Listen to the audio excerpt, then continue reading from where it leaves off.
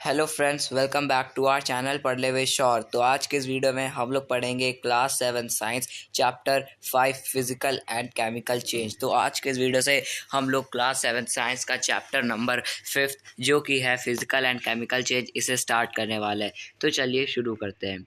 Every day you come across many changes in your surrounding. These changes may involve one or more substances. For example, your mother may ask you to dissolve sugar in water to make a cold drink. Making a sugar solution is a change. Similarly, setting curd from milk is a change. Sometimes milk becomes sour. Souring of milk is a change. Stretched rubber band also represent a change. Make a list of 10 changes you have noticed around you. In this chapter, we shall perform some activity and study the nature of these changes. Broadly, these changes are of two kinds, physical and chemical. तो friends क्या कह रहे हैं, तो यहाँ पे ये कह रहे हैं कि हम लोग अपने रोज़ की लाइफ में अपने आसपास देखते रहते हैं कि बहुत सारे क्या चेंजेस हो रहे हैं। कहीं पे कुछ पेड़ कट रहा है, कहीं पे आग जल के, कहीं ये चीज़ थी कल कल यहाँ नहीं थी। ऐसे बहुत सारे टाइप के क्या चेंजेस हो रहे हैं। और अगर हम लोग अपने घर में देखें, घर के अंदर, तो जैसे कि हमारी अभी तो गर्मियाँ चल रही, तो हम लोगों की मम्मियाँ कहती होंगी मदर कि जा कर के एक ठंडे मतलब कि एक गिलास में ठंडा पानी डाल करके उसमें चीनी को घोल करके उसको क्या कोल्ड ड्रिंक बना लो। ऐसी मतलब कि देसी कोल्ड ड्रिंक उसको पी लो, जैसे नींबू नींबू पानी। तो वो सब ऐसा करने को कहती हैं। और जब हमारी घर में जो माताएं हैं वो सब कर्ड यानी कि जब वो दही बनाती हैं, दूध में थोड़ा सा दही डालते हैं, फिर उसके बाद वो पूरा दही बन जाता है। तो ये सब भी क्या एक चेंज ही है।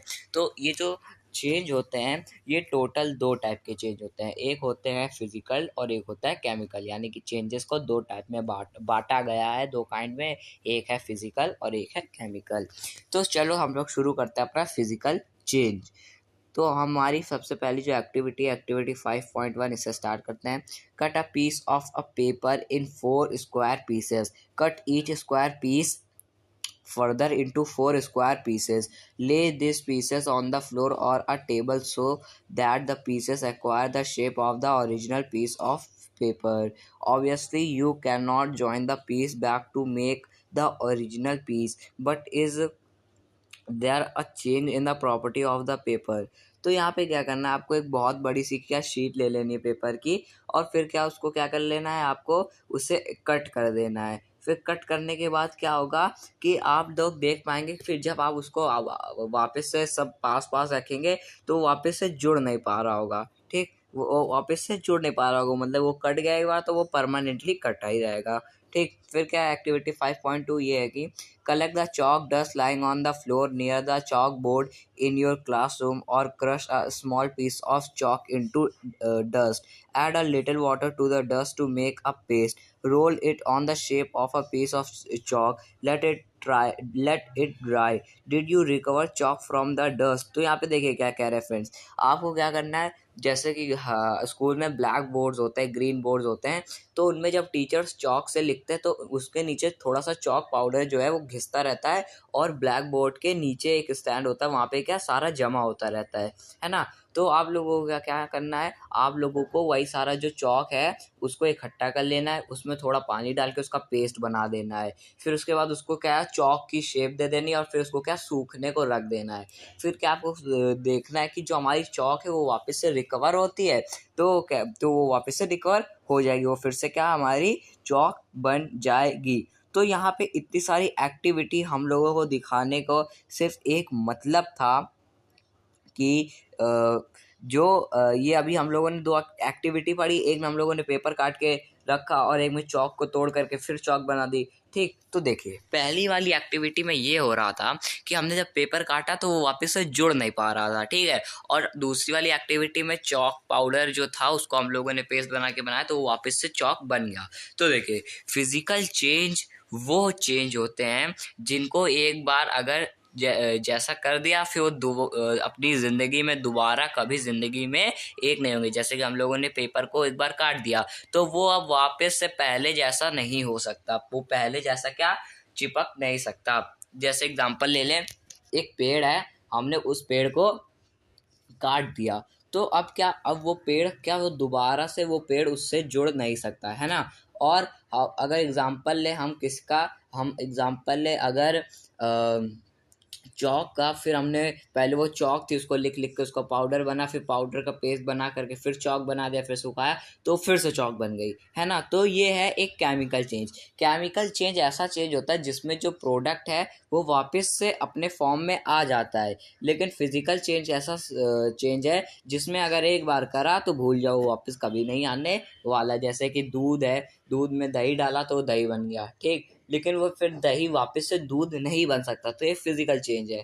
ठीक फ्रेंड्स, अब हम लोग चलते हैं अपने नेक्स्ट टॉपिक की तरफ, जो कि हमारा केमिकल चेंज, जिसको हम लोगों ने एक ही बार में अच्छे से समझ लिया है।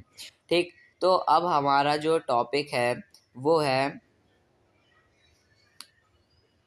तो फ्रेंड्स यहाँ पे कुछ चीज़ें दी गई हुई हैं, जैसे कि यहाँ कॉपर सल्फेट और आयरन सल्फेट के बारे में बताया गया है। तो इसको ये एक एक्टिविटी से बताया गया है, हम लोग उस एक्टिविटी को क्या परफॉर्म कर लेते हैं। ये हमारा केमिकल चेंज है, ये तो हम लोगों ने ख़त्म ही कर लिया एक टाइप से। हाँ, यहाँ से हमारी जो एक्टिविटी है, ये एक्टिविटी 5.6, इसे स्टार्ट करते हैं। Get a small piece of a thin strip or ribbon of magnesium, clean its tip with sandpaper, bring the tip near candle flame, it burns with a brilliant white light. When it is completely burnt, it leaves behind a powdery ash. Does the ash look like the magnesium ribbon? The change can be represented by the following equation: magnesium plus oxygen, magnesium oxide. Collect the ash and mix it with a small amount of water. Stir the mixture well. Test the Test the mixture with blue and red litmus paper. Does the mixture turn red litmus blue? Does the mixture turn blue litmus red? On the basis of this test, how do you classify the aqueous solution, acidic or basic? On dissolving the ash in water, it forms a new substance. This change can be written as the form of this equation: magnesium oxide plus water is equals to magnesium hydroxide. As you have already learnt in chapter 4, magnesium hydroxide is a base. So magnesium oxide is a new substance formed by burning of magnesium. Magnesium hydroxide is another new substance formed by the mixing of magnesium oxide with water. तो देखिए friends, क्या कर लेना है आपको, क्या एक ribbon band ले लेना है मैग्नीशियम का, फिर उसके बाद जलाना है, उसकी जो राख होगी, ऐश, ऐश मतलब राख, उसको क्या है जमा कर लेना है उसमें, क्या फिर उसको थोड़ा सा क्या उसमें पानी डाल देना, तो वो बन जाएगी मैग्नीशियम हाइड्रो ऑक्साइड। ठीक, हाइड्रो ऑक्साइड के बाद वो क्या बन जाएगी, मतलब कि जो उसकी मतलब कि मैग्नीशियम हमने जलाया, मैग्नीशियम जब जल गया तो उसकी राख एक नया सब्सटेंस बन गई। यानी कि ये एक टाइप का क्या है, ये केमिकल चेंज है या फिजिकल चेंज है। अब देखो, ये एक टाइप का फिजिकल चेंज है, क्योंकि अब वो राख बन गया है, अब वो राख वापस से मैग्नीशियम नहीं बन सकता, ठीक, वो मैग्नीशियम ऑक्साइड हो गया। तो ये एक टाइप का क्या है, फिजिकल चेंज है। फिजिकल चेंज के साथ ही ये फ्रेंड्स क्या है, ये एसिड है या बेसिक है। तो ये जो हमारा मैग्नीशियम हाइड्रोक्साइड है, ये हम लोगों ने जब चैप्टर 4 पढ़ा था तब हम लोगों ने इसको देख लिया था कि ये क्या है, ये है हमारा हाइड्रोक्साइड, ये हमारा मैग्नीशियम हाइड्रोक्साइड क्या है, ये है हमारा बेसिक सॉल्यूशन। हाइड्रोक्साइड ये हमारा बेसिक है। अब हमारी एक्टिविटी 5.7 है, इसे स्टार्ट कर लेते हैं।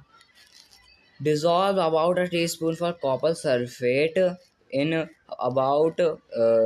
about half a cup of water in a glass, tumbler or a beaker, and add a few drops of dilute sulfuric acid to the solution. You should get a blue colored solution. Save a small sample of the solution in a test tube or a small glass bottle.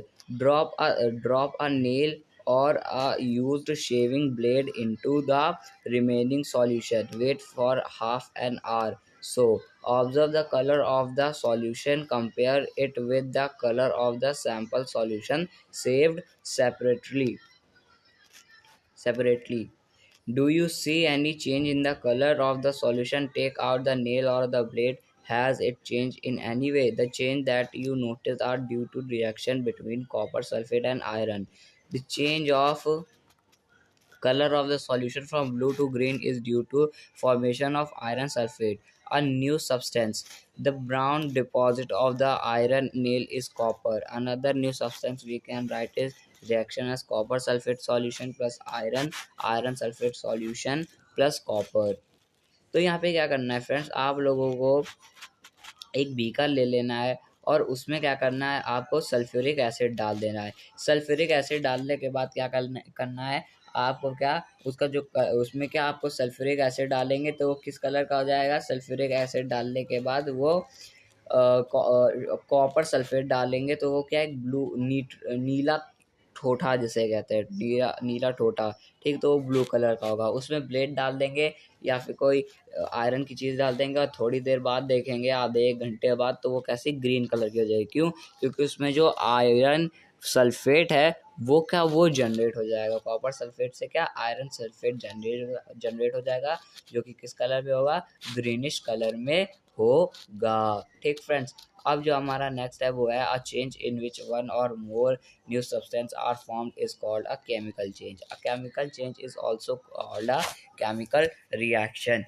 Chemical change are very important in our lives. All new substances are formed as a result of chemical change. For example, digestion of food in our body, ripening of fruits, fermentation of grapes, etc.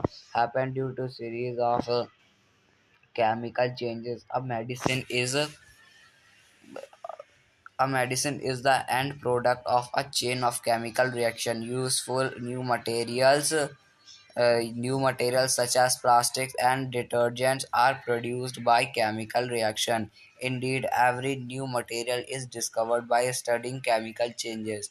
We can we have seen that one or more new substance are produced in a chemical change. तो देखिए friends क्या कह रहे हैं यहाँ पे, हम लोगों को टोटल क्या बताया गया, टोटल हम लोगों को यहाँ पे बताया गया केमिकल चेंज के बारे में कि केमिकल चेंजेस क्या क्या होते हैं। तो देखिए केमिकल चेंज एक ऐसा चेंज होता है जहाँ पर जो एक नया सब्सटेंस है वो क्या, वो इमर्ज होता है, यानी कि हम लोगों ने कुछ एक्शन किया, एक्सपेरिमेंट किया, उससे हमारा कोई नया सब्सटेंस बन गया, तो वो क्या कहलाया जाएगा, केमिकल चेंज कहलाया जाएगा। और केमिकल चेंज होते हैं वो रिवर्सिबल होते हैं, यानी कि जैसे कि एक चौक है उसको हम लोगों ने पाउडर बना दिया, फिर उसके बाद उसको फिर से चौक बना दिया, तो ये क्या रिवर्सिबल होते हैं। ठीक, रिवर्सिबल होने का ये क्या बहुत ज़्यादा फ़ायदा होता है, यानी कि रिवर्स भी हो सकते हैं और ये क्या नए चीज़ भी बन सकते हैं, तो इनको क्या कहा जाता है, इनको हम लोग कहते हैं केमिकल चेंज। अब हम लोग बात करते हैं रस्टिंग ऑफ आयरन। अब रस्टिंग ऑफ आयरन इसको हम लोग एक बार अच्छे से समझ लेते हैं। ठीक, ये तो बहुत ही आसान टॉपिक है। तो देखिए आप लोगों ने देखा होगा बहुत सारी जो मेटल की चीज़ें होती हैं, जैसे कि ब्रिज हो गया या घर में कोई चीज़ हो गई मेटल की, आयरन की, ठीक, तो उनमें क्या जंग लगना चालू हो जाता है। ठीक है, उसमें क्या रस्टिंग होने लगती है।